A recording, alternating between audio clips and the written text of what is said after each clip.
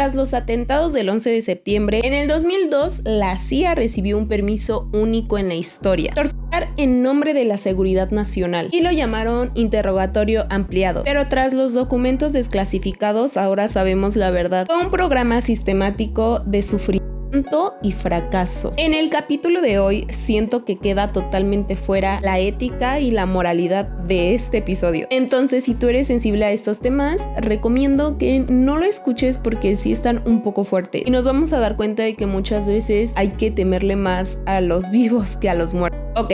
Desde waterboarding hasta confinamiento en cajas de 50 centímetros, estos eran los métodos legales según el Departamento de Justicia de Bush. ¿Qué es el waterboarding? El waterboarding es la simulación de ahogamiento, en donde los pulmones se llenaban de agua provocando convulsiones. Otro método legal era la privación del sueño. Las personas eran atadas de los pies y muchas veces les provocaban alucinaciones. Otro método, confusión sensorial. Lo hacían a través de la exposición a luces estroboscópicas, música a alto volumen y también a temperaturas extremas. Y otro método era el encerrona rectal. Era alimentación forzada por el conducto rectal, justificada como necesidad médica. Todas estas prácticas se hicieron en sitios negros, es decir, en países como Tailandia, Polonia o Rumania, fuera de toda jurisdicción legal. Un caso famoso fue el de Abu Zubaydah. Fue el primer detenido sometido a estos métodos ampliados de interrogatorio. Según el Senado,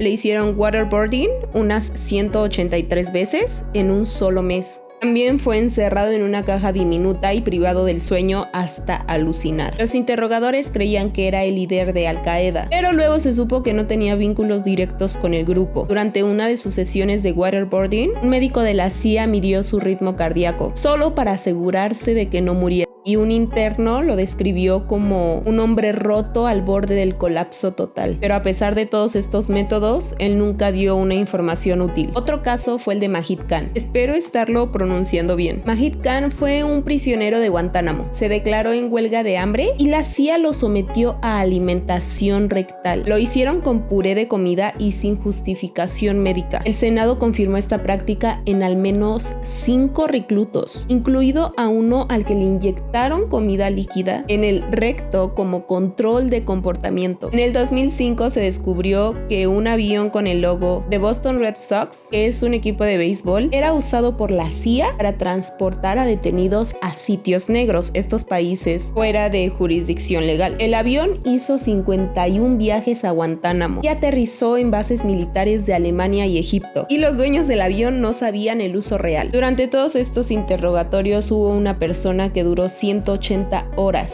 Gul Rahman fue detenido en un sitio negro. Fue obligado a permanecer desnudo y encadenado en una celda helada y murió de hipotermia tras ser golpeado y ser dejado inconsciente. Un informe interno de la CIA admitió que su muerte fue resultado de técnicas de interrogatorio no aprobadas. ¿Quién era el médico que simulaba los ahogamientos? El doctor James Mitchell, uno de los psicólogos contratados por la CIA para diseñar estas técnicas. En un interrogatorio simuló el ahogamiento de uno de los detenidos mientras le decía: "Te vas a morir, pero no hoy". Mitchell trató de defender sus métodos a través de uno de sus libros, alegando que salvaron vida. También había una prisión secreta en una base de vacaciones, Sal Pit, un sitio negro camuflado como un complejo turístico. Testigos describieron celdas subterráneas donde los prisioneros escuchaban música a todo volumen y eran sometidos a simulacros de fusilamiento. Un guardia contó que un detenido enloqueció y se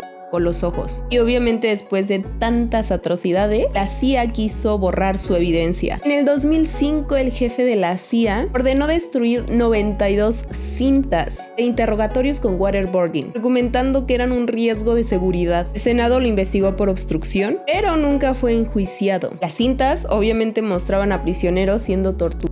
Estas historias exponen la brutalidad sistemática del programa, donde la CIA mezcló pseudociencia, impunidad y secretismo. Aunque algunas fueron filtradas por informes como el del Senado o investigaciones, muchas otras aún están ocultas. Si quieres saber más sobre el tema, hay un libro que se llama The Dark Side de Jen Mayer, o un documental que se llama The Report, que es del 2019 y habla sobre la investigación del Senado. Zubaydah fue el primer caso de prueba. Perdió un ojo, encerrado llevado en un ataúd metálico y lo waterboardearon 83 veces, pero la CIA nunca obtuvo información útil. Según el informe del Senado del 2014, la CIA mintió sobre la efectividad, porque creían que con estas prácticas iban a tener información de los reclusos, pero de hecho no se obtuvieron datos útiles. Zubaida, por ejemplo, dio información clave antes de ser torturada. La CIA también mintió en la supervisión. La agencia afirmó que había informado al Congreso, pero ex senadores como Bob Graham mostraron que ocultaron muchos detalles clave. La CIA también mintió sobre el daño colateral. Hubo detenidos inocentes, fueron torturados